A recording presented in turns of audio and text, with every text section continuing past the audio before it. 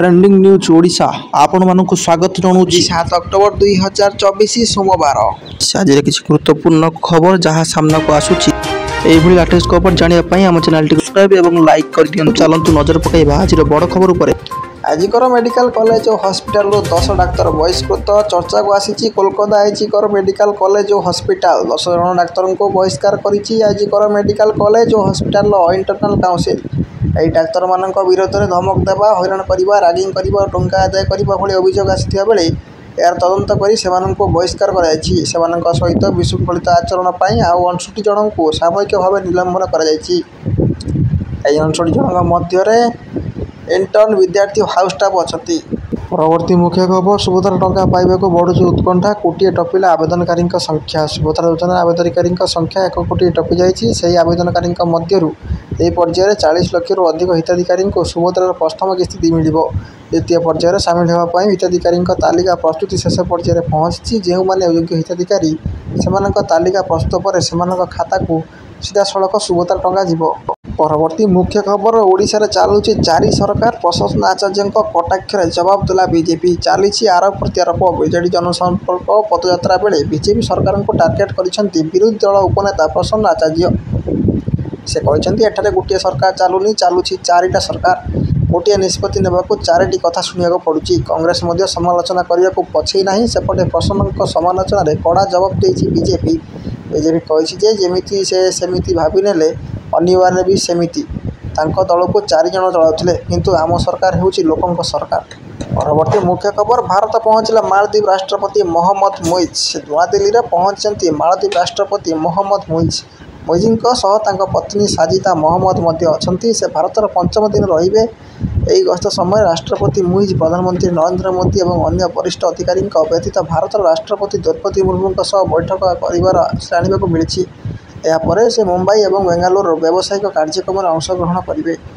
परवर्ती मुख्य खबर हिंदू माने एकजुट रहिबा दरकार कहिले मोहन भगवत। हिंदू माने एकजुट रहिबाकू राष्ट्रीय स्वयंसेवक संघ आरएसएस मुख्य मोहन भगवत आह्वान देइछन्ति। भाषा, जाति और अंचल मतभेद भूली समस्त हिंदू एकाठी हेबा दरकार बोली से कहिछन्ति। समाज रे संगठन, सद्भावना और आत्मीयतार आवश्यक रही। सेहीपरि आचरण अनुशासन, राष्ट्रपति कर्तव्य और ध्येयनिष्ठ हेबार आवश्यकता रही। मु मो परिवार भावना को भूली आमको उत्तम समाज गठन कर आवश्यकता रही। संघ प्रमुख राजस्थान बारार स्वयंसेवक संबोधित कर एपरी कहते।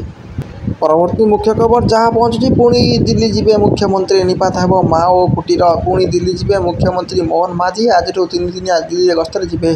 दिल्ली में माओ मुकाबला नहीं गृहमंत्री अमित शाह अध्यक्षतार बसवाक बैठक में जोगदेवे मुख्यमंत्री। यह अन्य कार्यक्रम सामिल हेबे। तेज आसंता मार्च सुधा 8 नक्सल प्रभावित राज्य में माओ को दबदबा संपूर्ण ठप करने उक्त राज्य में मुख्यमंत्री बैठक कर विस्तृत आलोचना करेंगे मुख्यमंत्री। बैठक में विभिन्न राज्य में चली नक्सल दमन अभियान और उन्नयनमूलक कार्य संपर्क में आलोचना। परवर्ती मुख्य खबर नियमित हेब 9200 कनिष्ठ शिक्षक। राज्य कार्यरत 9200 कनिष्ठ शिक्षक नियमित हेबे।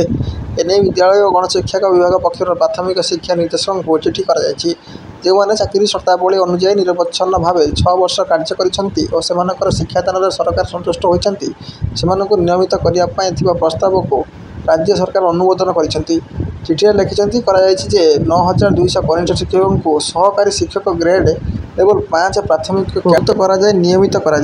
परवर्ती मुख्य खबर इस्राएल बड़ धरण गुलिकांड, जड़े मृत एकाधिक आहत। इस्राएल बेरसबार बड़ धरण गुली विनिमय एक बसस्टाण्ड में गुली विनिमय घटी। जनक व्यक्ति मृत्यु घटी बेले 9 जन आहत होती। तेज गुली विनिमय पछर कार आहत होती से नहीं कौन स्पष्ट सूचना मिल पार ना।